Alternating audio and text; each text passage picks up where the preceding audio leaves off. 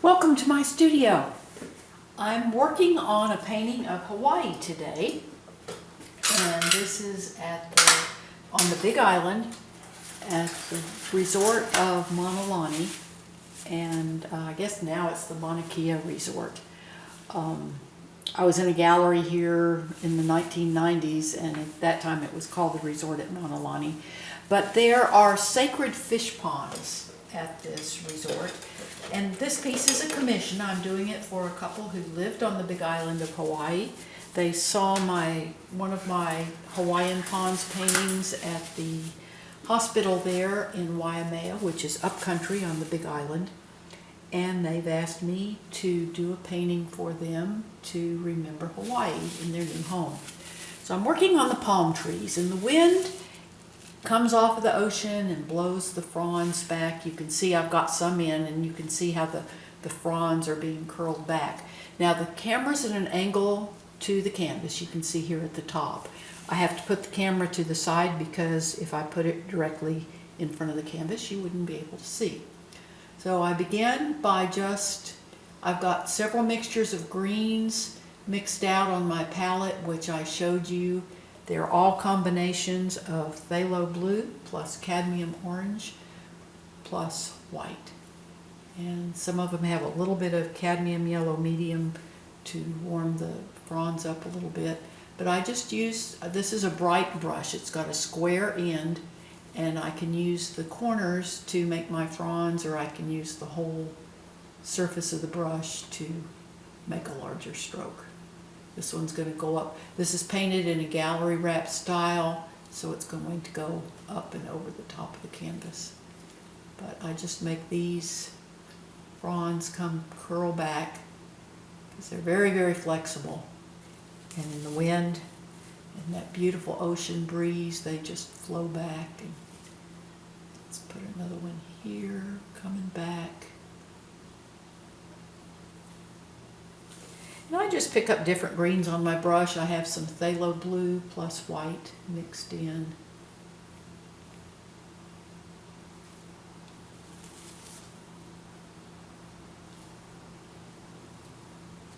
Some of the dead fronds turn brown and they drape down. I'll add a couple of those. Now I leave the center open because you can see a lot of the base of the fronds there. I'll come back and do that. Let me just add a few of those little, kind of some brown, just a brown broken frond here. Just gives it a more natural look.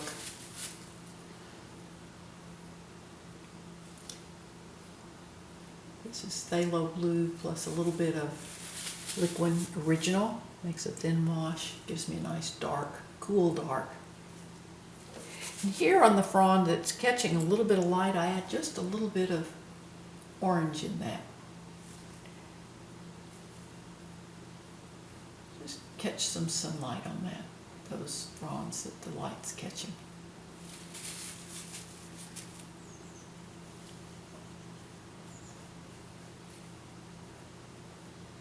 Now I'm painting these over the sky and the mountain, which are still wet.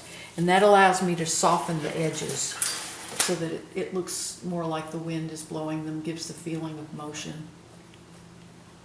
Because these fronds just wave back and forth. And this tree is behind, so I'm going to just let it be a little darker. It's not going to get as much sun.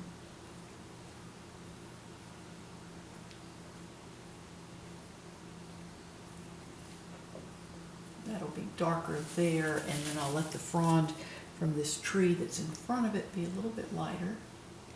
That'll come down. And I just do these very quickly, so again, get that feeling of motion. Now I've saved my sky colors, and the clouds are mixtures of the deep shadow in the cloud.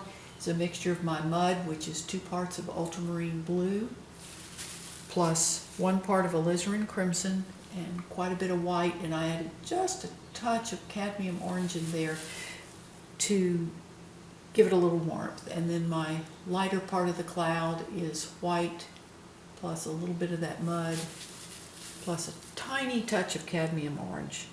And this again just gives it a little warmth. It makes more of a gray because I want my real bright whites to be on the surf. So this is light, but it's not just real light. Don't want it to be a distraction. Now these are coconuts, and then I can use the edge of this brush to make the little bottom part of the frond that attaches to the trunk. You just get that.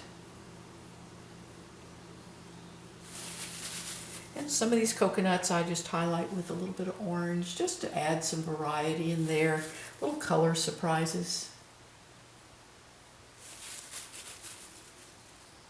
It's not that way in actuality, but I guess that's just a touch that I like to add. Bring some blue into the trunk. And I use a little smaller brush just again I can brace my finger here on the part of the canvas that's not painted. Just highlight these a little bit more.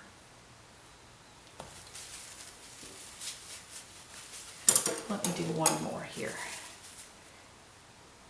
Again, I just use my different shades of green.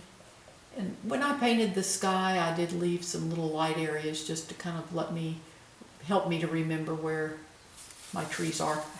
And then I can go back in with my sky paint and paint around the fronds.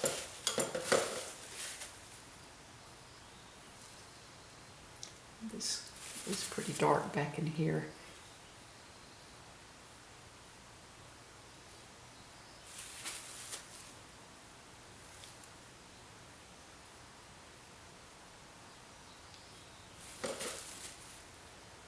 Kind of a back and forth process.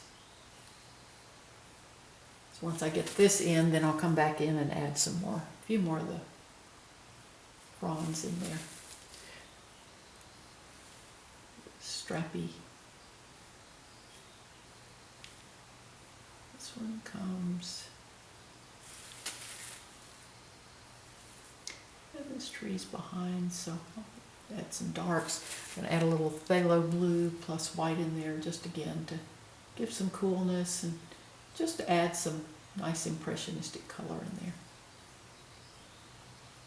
That's the fun thing of being an artist, is you can just take artistic license.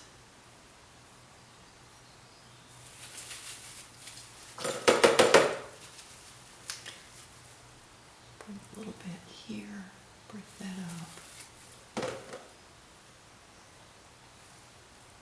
I will post the entire progress of this painting on my blog. The link is in the description below, so please feel free to go to that and you can see how I started the painting, how I washed it up on the canvas, and then you can follow along through the entire step-by-step process. I also have at the very last video, also the last frame of the video also has my blog or my website address and my blog address. So thank you for following along, and feel free to ask questions in the comments section. I appreciate your questions and will answer you.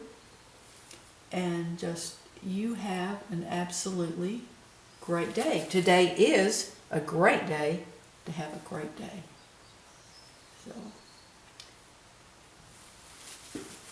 we do a few of them in a little more. Our fronds coming out here. And those kind of, you can just see how that kind of gives the impression of the wind blowing. So thank you very, very much, and hope to see you back in the studio soon.